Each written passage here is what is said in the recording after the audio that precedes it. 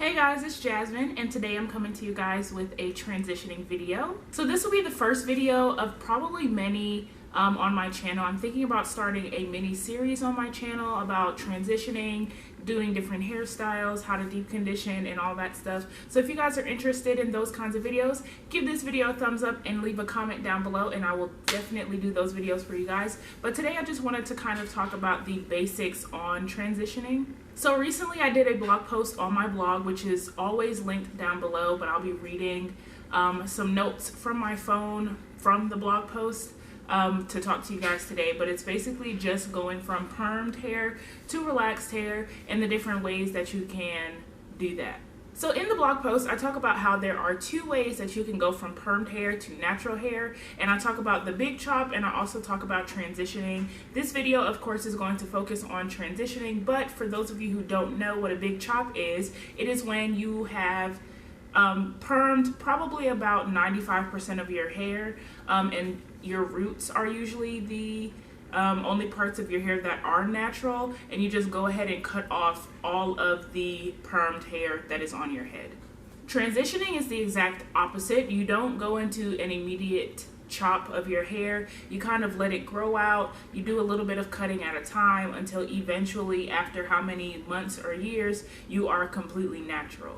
So a question that a lot of people ask me is, what is the best way to transition? And I feel like there isn't a technical best way. I feel like you have to find what works for your hair and then you move forward with that. Two things that I really want to stress when it comes to transitioning is keeping your hair moisturized and also using protective styles. Keeping your hair moisturized is just going to help your hair be stronger and help it break off a lot less. You're going to be manipulating this type of hair a lot because you're going to have a mix of two or more hair textures growing in your head. You're going to have the perm section that will usually be a little bit wavier or straight depending on how your hair reacts to the perm. And then you're going to have your natural texture growing at the top.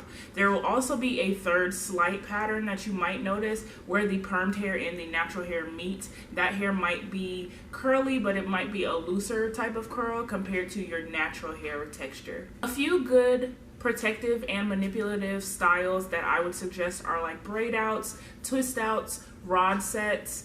Those are all manipulative styles because you are literally manipulating your hair to look like something else. The reason why you might need styles like that is because of the fact that you will have more than one type of texture in your hair.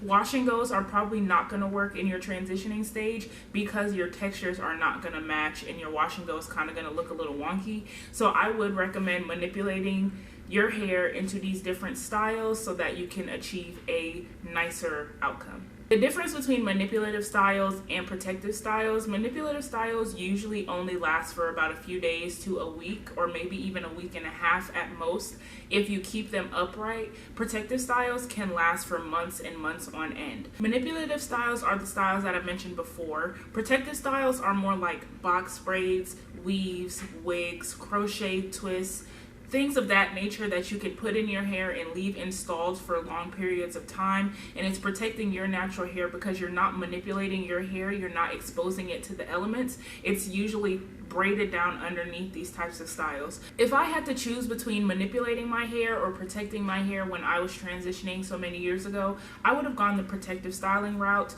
I really didn't even know that I was transitioning when I transitioned. My mom just kind of stopped giving me perms when I was in middle school, and then we just slowly but surely cut off all of my hair or all of my permed hair. And then one day when I was in, I believe it was the 9th grade, the New Year's Eve of my 9th grade year, I went to the hair salon and I got my hair that was pretty much maybe like down here or maybe a little bit shorter. I got it cut into a bob, and that pretty much cut off the majority of the rest of my permed hair. And then keeping up with trimming and things like that in between helped me to get rid of all of my permed hair, and now I am completely natural.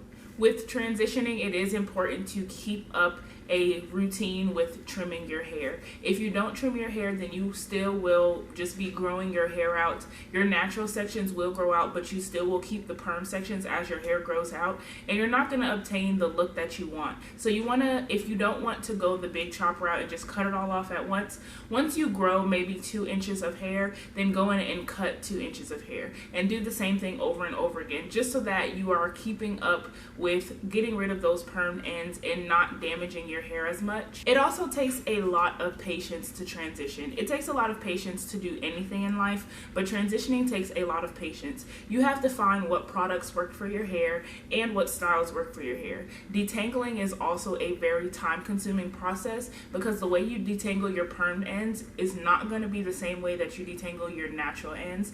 Both types of hair need to be handled differently. They both need to be handled with a lot of care and with a lot of patience. So finding a very nice wide tooth comb or a Denman brush, a detangler with a lot of slip is going to help the comb just glide through your hair, and taking time once you get to the change in hair texture. When you're detangling your perm ends, those are probably going to be a little bit easier to detangle, and because you're so used to just being able to glide the comb through your hair, you're going to attempt to do that with your natural section, and it's not going to work. So take small sections of your hair and detangle from tip to the root, twist it up, and then move on to the next section. Find products that are going to moisturize and keep your hair very, very strong. You don't want to use any alcohol-based products, because alcohol is going to dry your hair out. Any water-based or silicone-based products are usually good, but even silicone is not really good for your hair. So try using mostly water-based products.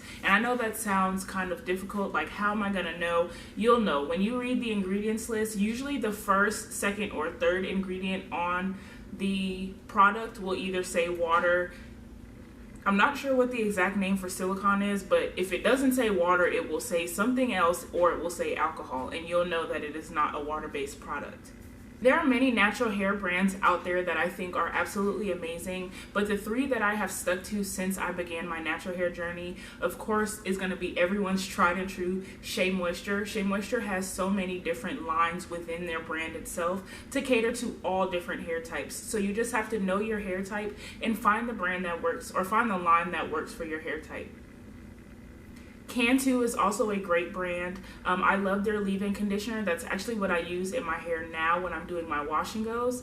And As I Am is also a great brand. They have a nice twist and curl defining cream, and I also use those when I am doing my braid outs and my twist outs. So I believe I covered pretty much all of the basics on transitioning hair. If there's anything that I left out or anything you would like me to make a separate video on, please leave that in the description down below, because I would love to make those videos for you guys. I want to start a very nice and in-depth natural hair series on my channel, focusing on not only my hair texture, but also friends' hair textures that might be looser or kinkier than mine, and how I can help them style their hair. I am moving into a new apartment, and one of my roommates is actually trying to go natural, so I'm gonna be there to help her move through that journey, and hopefully she will allow me to document that process for her. So again, if you guys have any video ideas down below, whether they be natural hair, fashion, or makeup related, go ahead and leave those down below. Check the description bar, because I link a lot of stuff in the description bar. Give this video a thumbs up if you enjoyed. Hit the subscribe button if you aren't already subscribed, so that you can stay tuned to every new video that I post, and I'll see you guys in my next video.